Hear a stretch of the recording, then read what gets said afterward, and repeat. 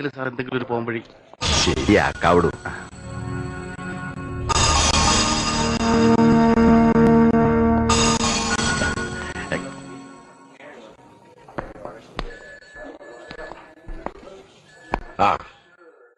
എടോ, തന്റെ ശ്രീമതി എന്തൊക്കെയോ വിളിച്ചു പറഞ്ഞിട്ടുണ്ട്. അത് ചോദിക്കാനാ സാർ തന്നെ വിളിപ്പിച്ചത്. ആ ചൂട് ദാസപ്പുരത്തിയിട്ടുണ്ട്. വേണ്ട രീതിയിൽ കൈകാര്യം ചെയ്തോണം. ഓക്കെ, വാ. അയാളെ കാസർകോട്ടേക്ക് സ്ഥലം മാറ്റണം. ഗീതമോള് വീട്ടിൽ വന്ന് കുറെ കാലം സ്വസ്ഥമായിട്ട് കഴിയട്ടെ, അല്ലെങ്കിൽ വിവാഹമോചനം. രണ്ടിലൊന്നിന്ന് സൂര്യാസ്തമിക്കുന്നതിന് മുമ്പ്.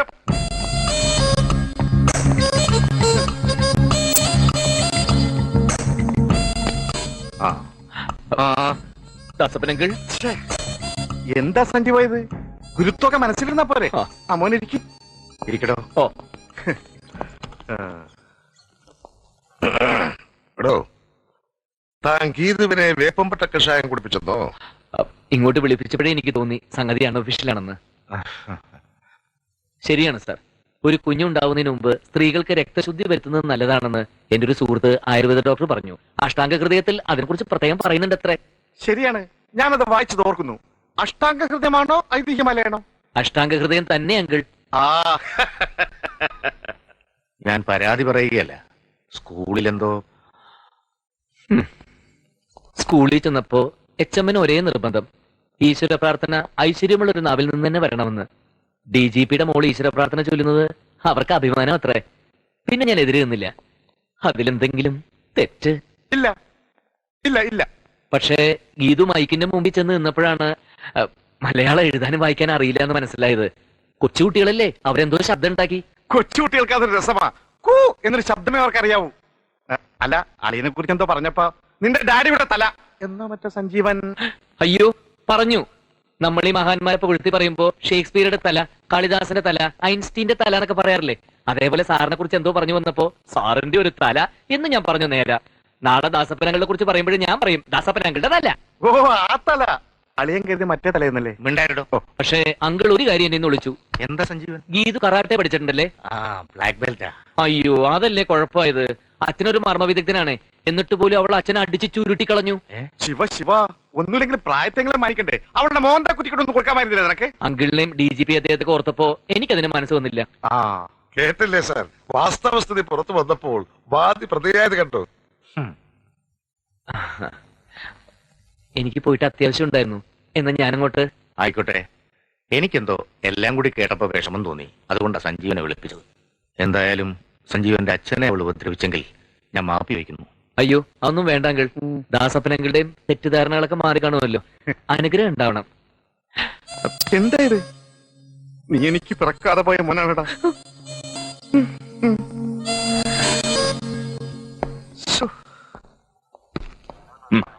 ഞാൻ പറഞ്ഞതൊക്കെ DGP ഞങ്ങൾ വിശ്വസിച്ച് കാണുമല്ലോ. വിശ്വസിച്ച മട്ട കാണുന്നേ. താനെ പുള്ളുന്ന ദാസപ്പനെ വരെ ഒതുക്കി കളഞ്ഞില്ലേ? തന്റെ ഭാര്യയുടെ ചില രീതികളെ പറ്റി കേൾക്കുമ്പോ സരസകവി മൂലൂരിന്റെ രണ്ടുപേരെ കവിതകളായിരിക്കും ഓർമ്മ വരുന്നേ. ആണല്ല പെണ്ണല്ല, അടിപൊളി വേഷം. ഇത് മൂലൂർ എഴുതിയൊന്നും അല്ല സാർ. തനിക്ക് എങ്ങനെ അറിയാം? അടിപൊളി എന്നുള്ള വാക്ക് ഇപ്പോഴത്തെ ചെത്ത് പിള്ളേര് കൊണ്ടുവന്ന മൂലൂരിന്റെ കാലത്ത് അതൊന്നും ഉണ്ടായിരുന്നില്ല. സത്യത്തിലെ കവിത എഴുതിയത് ആരാണ് സാർ? താൻ ഇടുക്കുള്ള ഇട്ടു എന്ന് കേട്ടിട്ടുണ്ടോ? അത് സാറല്ലേ? എന്നാ ഞാൻ എഴുതിയതാ. അതേടോ, മുമ്പ് ഞാൻ പാടിയിട്ടുള്ള സകല കവിതകളും എന്റെ വരികൾ തന്നെ. ആശാനെന്നോ കുട്ടവത്തെന്നൊക്കെ പറഞ്ഞാലല്ലേ താനൊക്കെ ശ്രദ്ധിക്കൂ. സാർ ആള് കൊള്ളാമല്ലോ. മഹാകവി ഇടുക്കുള്ള ഇട്ടു. ഞാൻ എന്ത് പറഞ്ഞിട്ട് മമ്മിയും ഡാഡിയും വിശ്വസിക്കുന്നില്ല. എന്റെ പക്ഷം പറയാൻ ഒരു അങ്കിൾ ഉണ്ടായിരുന്നു, ദാസപ്പൻ അങ്കിൾ. IPS ഒന്ന് കാല് തൊട്ട് തൊഴുതാ മതി, അങ്കിളും കാല് മാറും. കേട്ടിട്ട് തൊഴിൽ പൊളിയുന്നു. ഒരു പുരുഷന് ഇത്ര ചിപ്പാവാമോ? After he's the commissioner. ഞാൻ ഗീതുവിനെ കുറ്റം പറയൂ. നമ്മൾ സ്ത്രീകൾ ഇത്രയൊക്കെ പീഡനം സഹിച്ച് അടിമകളെ പോലെ കഴിയേണ്ട കാര്യമുണ്ടോ? പുരുഷന്മാർക്ക് കൊമ്പുണ്ടോ? അതൊന്നും വേണ്ട. ഗീതു കുറച്ചു ദിവസം ഗീതുവിന്റെ വീട്ടിൽ പോയി നിൽക്കൂ. അപ്പോഴേക്കും സഞ്ജീവിന്റെ മൂടൊന്ന് മാറിക്കിട്ടും. അത് വേണ്ട, രണ്ടിലൊന്ന് അറിഞ്ഞേ ഞാൻ പോകൂ. ഒന്നുകിൽ അവിടെ കിടന്ന് ഞാൻ മരിക്കും, അല്ലെങ്കിൽ അയാളെ ഞാൻ തട്ടും. ആ കിഴവൻ തന്റെ അവളുമാരുടെയും മുന്നിലിട്ട്. നോ നോ നോ നോ, കുട്ടി ആരും കൊല്ലാനും ചാകാനും ഒന്നും പോകണ്ട. ഞങ്ങൾ അയാളോടും സംസാരിക്കട്ടെ. വലിയ തന്ത്രജ്ഞനാ. പലതും പറഞ്ഞ് മയക്കി അയാൾ തന്റെ ഭാഗം ന്യായീകരിക്കാൻ നോക്കും. ചിലപ്പോ കാല് പിടിച്ചെന്നും വരും. ഞങ്ങളങ്ങനെ കാല് പിടിച്ചാലൊന്നും വീഴില്ല. ഇതിനൊരു പരിഹാരം ഉണ്ടാക്കിയിട്ടേ ഉള്ളൂ ബാക്കി കാര്യം. കുട്ടി ധൈര്യമായിട്ട് പൊക്കോളൂ. പോയിക്കോളൂ മോളെ.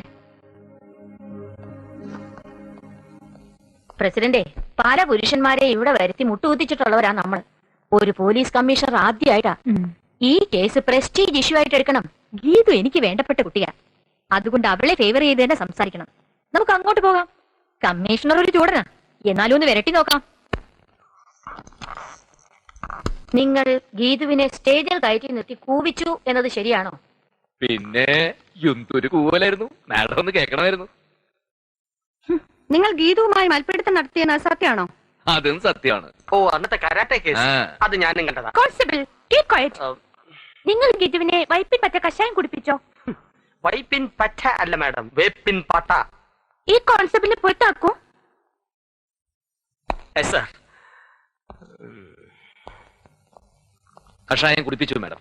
12 കുപ്പി വാങ്ങി, 9 കുപ്പി വരെ കുടിപ്പിച്ചു. ബാക്കി 3 കുപ്പി ഉണ്ട്. അത് വേണേ മാഡത്തിന് തന്നേക്കാം, പൈസ തരണ്ട. ഓഹോ, അപ്പൊ നിങ്ങൾ കുറ്റം സമ്മതിക്കുക മാത്രമല്ല അതൊക്കെ ക്രെഡിറ്റ് ആയി ഭാവിക്കുകയും ചെയ്യുന്നു. ഇനി എന്ത് വേണമെന്ന് ഞങ്ങൾക്കറിയാം. മാഡം ഒരു നിമിഷം ഒന്നിങ്ങ് വന്നേ, ഒരു കാര്യം പറയാനുണ്ട്. മാഡം വരണം. ആ, ഒരു കുടുംബ ജീവിതത്തിന്റെ വിജയത്തിന് അത്യാവശ്യം വേണ്ടത് എന്തൊക്കെയാ മാഡം? നിങ്ങൾ എന്താ പ്രതികളെ ക്വസ്റ്റ്യൻ ചെയ്യുന്നത് പോലെ? ഞങ്ങൾ ആരാന്നറിയോ? ഞങ്ങൾ വിചാരിച്ചാൽ അറിയാം, നല്ലോണം അറിയാം. എങ്കിലും എന്റെ ചോദ്യത്തിനൊരു ഉത്തരം. കുടുംബജീവിതത്തിന്റെ വിജയത്തിന് വേണ്ടത് പരസ്പര സ്നേഹം, ഐക്യം, സഹവർത്തിത്വം, വിശ്വാസം. ഇത്ര മതിയോ? ഇനി ഒന്നുകൂടെ ബാക്കിയില്ലേ? ഈ ജീവശാസ്ത്രപരമായിട്ടുള്ളൊരു അതെ അതെ, ആ, അത് തന്നെ. അത് വേണമല്ലോ, പിന്നെ തീർച്ചയായിട്ടും വേണമല്ലോ, വേണം. നിർബന്ധമായിട്ടും വേണമല്ലോ. സംശയം എന്താ? അതല്ലേ ദാമ്പത്യ ബന്ധത്തിന്റെ അടിസ്ഥാന ഘടകം. ഓ, എങ്കിൽ എന്റെ ജീവിതത്തിൽ കഴിഞ്ഞ കുറെ മാസങ്ങളായിട്ട് ഐ,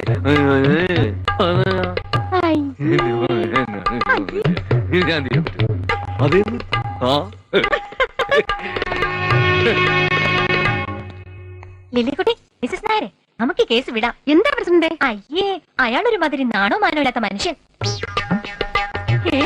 ആ, അയ്യയ്യേ. അയ്യേ, എന്താ? ശ്ശോ.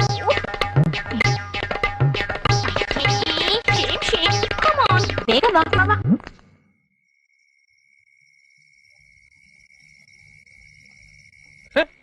വനിതാ വിമോചന മുന്നണിക്കാർക്ക് പരാതി കൊടുത്തിരിക്കുന്നു. പോലീസ് കമ്മീഷണറല്ലേ, ഒരു ഇഷ്യൂ ഉണ്ടാക്കി കരി തേച്ച് കാണിക്കാന്ന് വിചാരിച്ചു. പീഡനം പീഡനം ചീറ്റിപ്പോയി.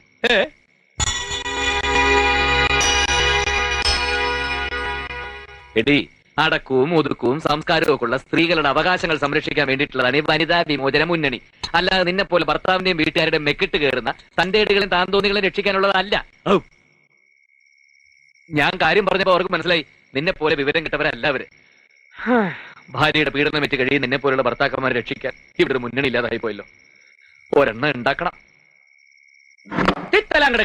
കിടതോ പോണ പോക്കിടില്ലേ? എന്താ ഏട്ടാ ഇത്? ഇനിയെങ്കിലും ഏട്ടത്തി ഒന്ന് വെറുതെ വിട്ടൂടെ? വെറുതെ വിടാൻ അസുര വിത്ത. എല്ലാം ഒരു നിമിഷം കൊണ്ട് അടക്കാൻ ഒരു വഴിയുണ്ട്. പക്ഷേ അതല്പം കടന്ന കൈയായി പോകും.